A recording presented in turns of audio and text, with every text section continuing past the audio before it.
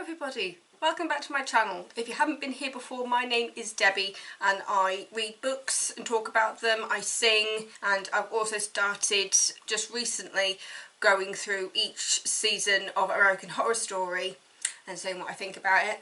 So that's fun, because I started off with season 3, then went to season 4, then jumped back to season 1 and 2, and then jumped back to season 5. I mean, it's all in the wrong order anyway, so...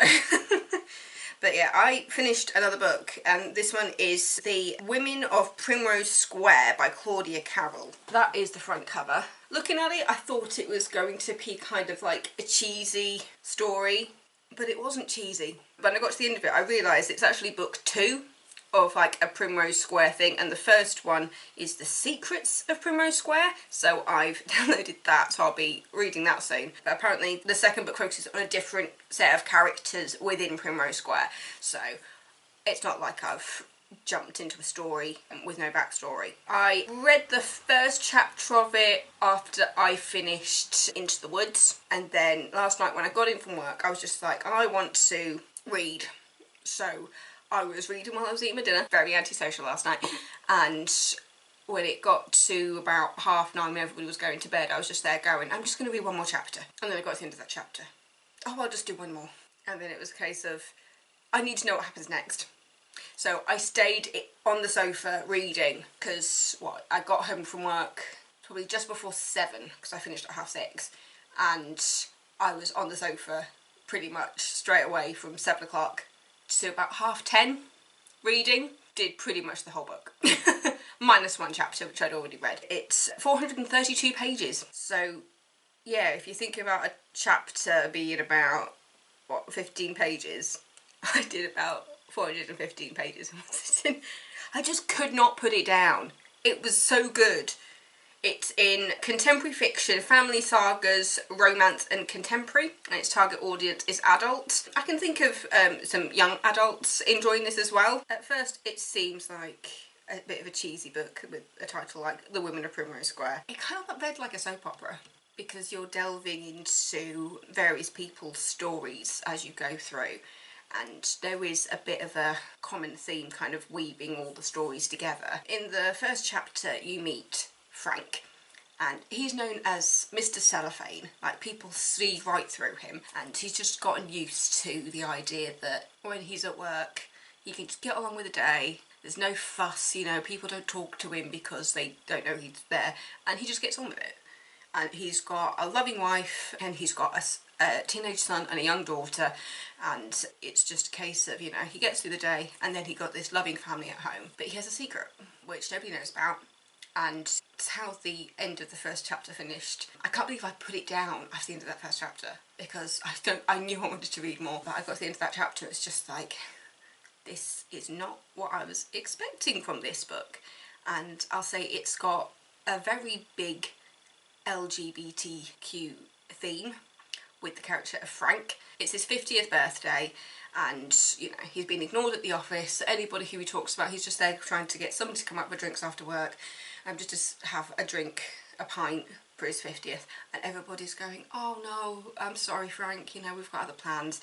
And the thing is, because he's so used to being looked through and being Mr. Cellophane, he doesn't think anything of it, and he just thinks, okay, this just means I've got the night to myself. And so he does something, but in secret, and he stays out till about 11 o'clock at night. And when he comes home and turns on the light, his wife and family is there, there's people from work there, there's old childhood friends there, and they just look at him in shock and horror.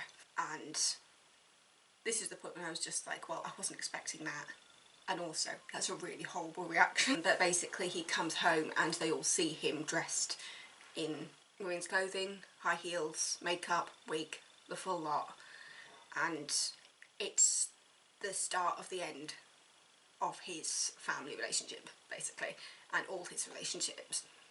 He's gone from being Mr. Cellophane at work to everybody knowing who he is and making judgments about him. His wife kicks him out, and he ends up living with a woman called Violet, who is known as Violent Violet. She's a 60-year-old woman who just sits in her front window, never leaving the house, writing notes to all the neighbours, telling them that they're being bad and naughty and sinful.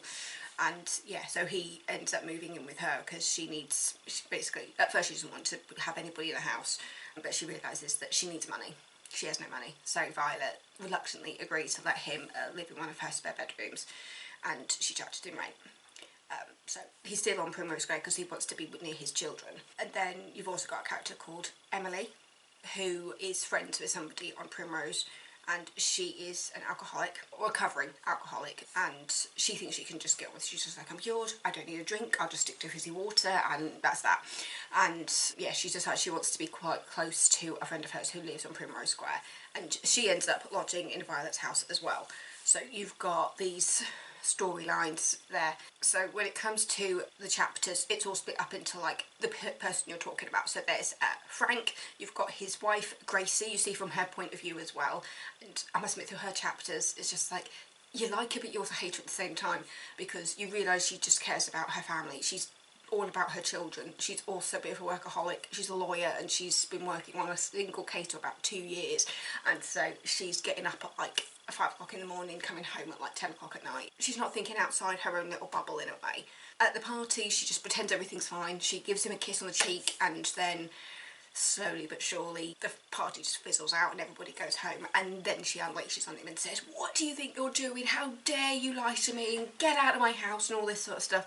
And she never stops to think about what he's going through, which in a way is kind of understandable. I can kind of see from Gracie's point of view in the fact that she never saw it coming. So it's a complete shock, gut reaction of, this man has been lying to me, I thought we were happy, what on earth is going on? And also my first instinct is to protect the kids. So you kind of understand it from that reaction. But then as it comes out that he is trans and he wants to become a woman, he actually wants to go through the surgery, he ends up going to therapy and saying, I've realised that I've been bottling this up since I was a kid, and I think it's time I realised at the age of 50 that I actually am a woman. Frank starts to transition into Francesca, and his family is just, they just don't get it. There are some chapters in Frank's storyline where Gracie goes to Frank for his therapy, and he's just there going, thanks love, and then Gracie's there going, don't call me love, I'm here for the kids, not for you. And he's just there going, oh, okay, okie dokie. As Frank, he's very shy. But when you see him as Francesca, she's this confident, boisterous woman.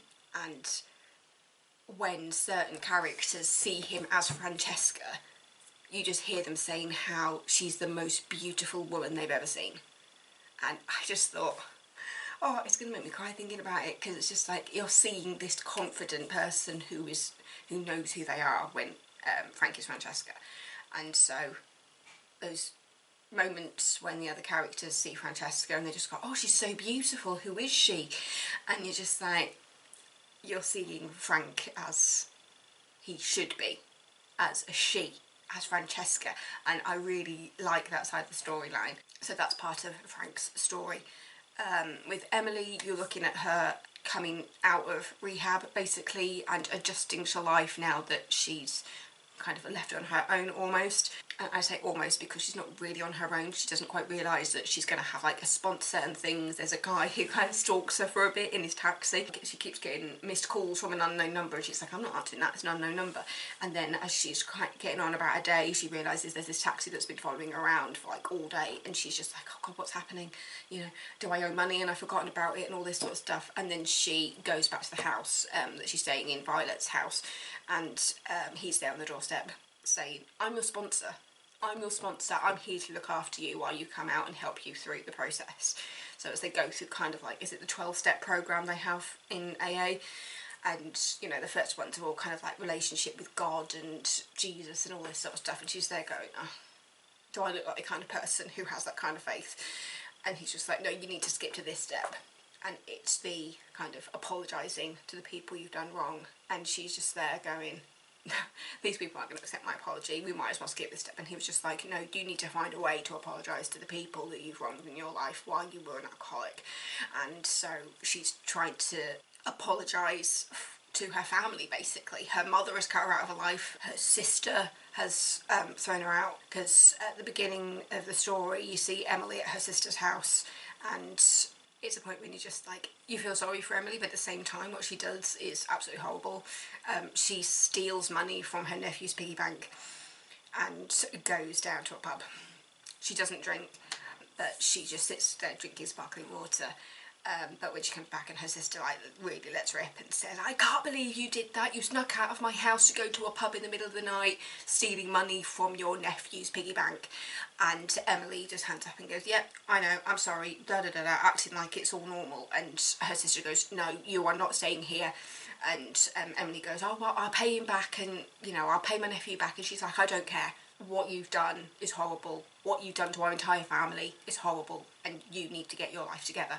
And then it slowly comes out of what she did when she was younger, the thing that kind of... It's doggies outside. But yeah, it comes out the truly horrible thing that she did to make her family cut her out, and it all centres around the death of her father and the fact that she turned up to her father's funeral very drunk, and the fact that everybody was there going, you shouldn't be here, you shouldn't be here. And it's all, I'm not going to tell you what the horrible thing she did because it's quite a revelation. I have no idea what word I just said. It's quite a revelation. I can't talk today. Yeah, it's quite a revelation when you find out the truly horrible thing that Emily did to make her entire family cut her out. But it all builds up to this moment at her father's funeral. Everybody's going, you're drunk, go home, you shouldn't be here. And she's there going, he's my father and I deserve to say goodbye. And then everybody else is going, no, but you really shouldn't be here. The heartbreaking moment when she goes to try and apologise to her mum is when she realises there's family pictures on the wall of her mother's house where Emily's face has been cut out and drawn over, and she realises just how bad it is. She knew that it would be very difficult for her family to forgive her, but at the same time she didn't realise her mother had so much anger that she would cut her daughter out of photos, family photos. Because the moment that Emily realises that, she goes back to her sponsor and says, this is a lot harder than I thought it was going to be, and I'm not going to do it. And her sponsor's there going, no, you need to do it. You need to come to terms with what you did and apologise to yourself and forgive yourself, because otherwise you will never go forward. So you've got the trans storyline, you've got a recovering alcoholic storyline, and then you come to Violet. Violet's storyline really was the one that really kept me going, so I really wanted to know what was going on there. She is a very angry woman, and you get flashbacks to her teenage years and kind of what led her to be the woman that she is today. And her story is heartbreaking. But when you first meet her, you just think she's a grumpy old woman, but you forget the life you live leads you to be where you are. Because in the flashbacks, you see her as a teenager, obsessed with the Beatles. You know, you see her sneaking out of the house and things, and you're just like, what happened to this young girl to make her so angry and bitter and not want to leave her house and writing letters to her neighbours saying, you shouldn't be knocking on my door on Halloween? She hates the world. She truly hates the world. And so you're getting these little chapters of Violet as a teenager, she's growing up, and kind of what led to the horrible thing that happened to her that made her hate the world. And, oh, it is truly heartbreaking, Violet's storyline. I'm not sure if I've said, it's set in Ireland, so you're seeing everything in modern day Ireland to start off with, and then you've got Violet's childhood as a teenager in Ireland and her relationship with her father, who is very, very strict, because they live in a grand house. It's probably the most grand house on this square, and he's very obsessed with the point of people thinking that they're very posh and well-to-do, and that's always wearing beautiful kind of conservative outfits. But when her father's not looking, she actually kind of wants to be kind of carefree. She listens to the Beatles, but her father doesn't like that and wants her to play piano, classical piano. And at her 18th birthday party, she invites a friend of hers from the square to her house for her birthday, and her friend brings over some other friends who are people that her father wouldn't approve of. You've got a guy who's in a band who plays guitar, plays piano, and he comes over and he starts playing songs like the Beatles and like the current stuff of the 60s at the party. And when Violet's father realised it was happening, he kicks them all out and says, how dare you disgrace this house? you know, and he is very, very angry with Violet, and she's just there going, but I'm 18, you know, I just wanted to have fun. And she actually sneaks out of the house. She sneaks out of the house during her 18th to go and party with her new friends. And when she gets home, she gets into the biggest fight she's ever had with her dad. But at the same time, she's just like, I wanted to have a memorable 18th birthday party.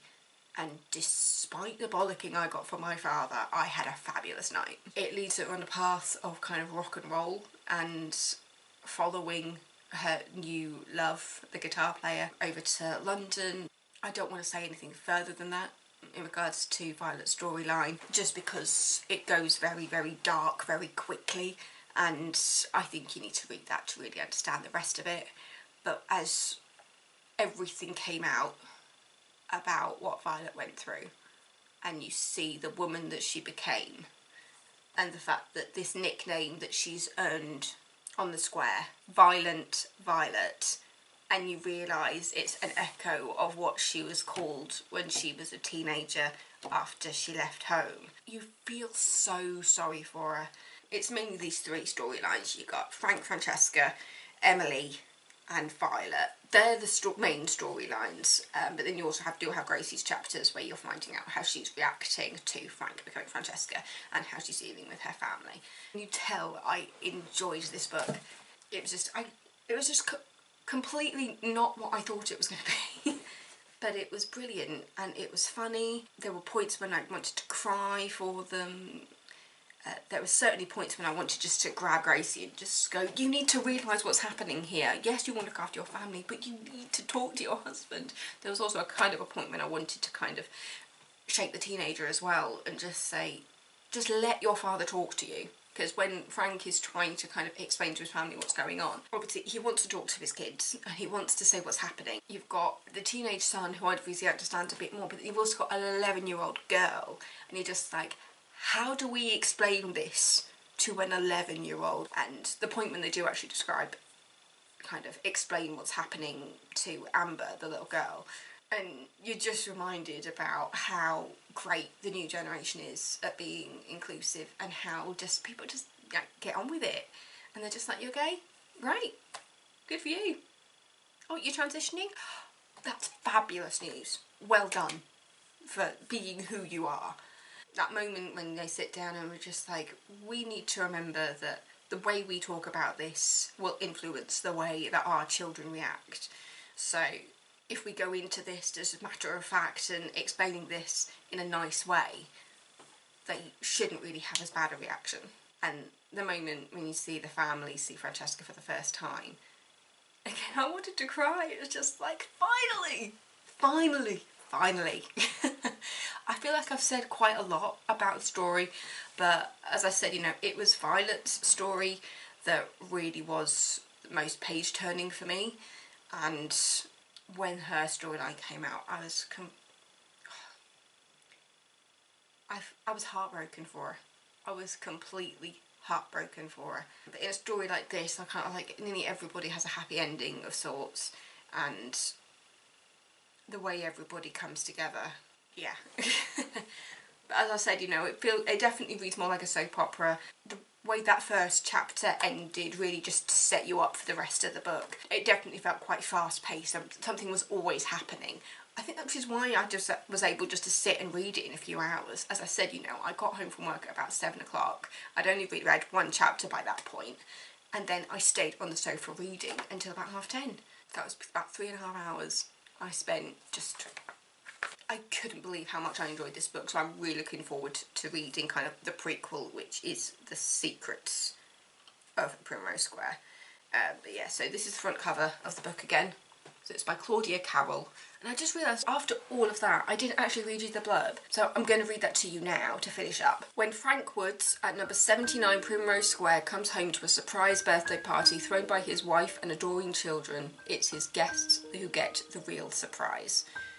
Finding himself alone, he befriends the cantankerous Miss Hardcastle, Violet, who hasn't left her home for decades, and Emily Dunn, fresh out of rehab and desperate to make amends.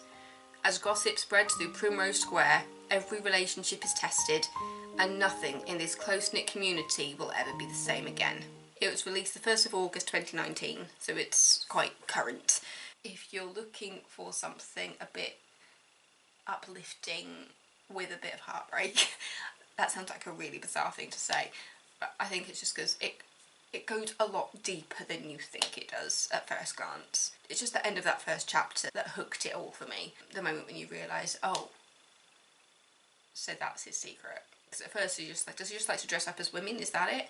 And then as you go deeper into storyline and you realise, oh no, he's been fairly convinced since he was a kid that he was born in the wrong body. And then as he's grown up and become kind of Mr. Cellophane where everybody sees right through him. He obviously loves his wife and his kids, but he's gotten to a point in his life where, obviously thanks to that surprise birthday party, everybody sees him in a new light. And he's just like, this is a point for me to confront my feelings here. Feelings that I kind of buried deep down. And when he goes to his therapy, you feel so happy for him. When he meets his therapist, Beth, and when he goes in for that first one and she's there going, you're making the first step here and I'm going to be here with you the whole time. And he's just like, finally I found somebody impartial who actually seems like she cares. And she does care. She is there to help people through that transition. It was just beautiful. I better shut up now. I feel like I've been waffling on for absolutely ages. Oh god, I've been talking for half an hour. So it's The Women of Primrose Square by Claudia Carroll. So thank you so much for watching. Don't forget to subscribe if you're not already. As I said, I read books on a regular basis and talk about them. I like to kind of mix it up with some songs and some other stuff as well. But yeah, take it easy, relax, enjoy the rest of your day. I've got that in my brain from a new job. Oh. But yeah, cheers, thanks a lot. I think I just lost it. I think I need to go get a cup of tea. Mwah. Bye everyone.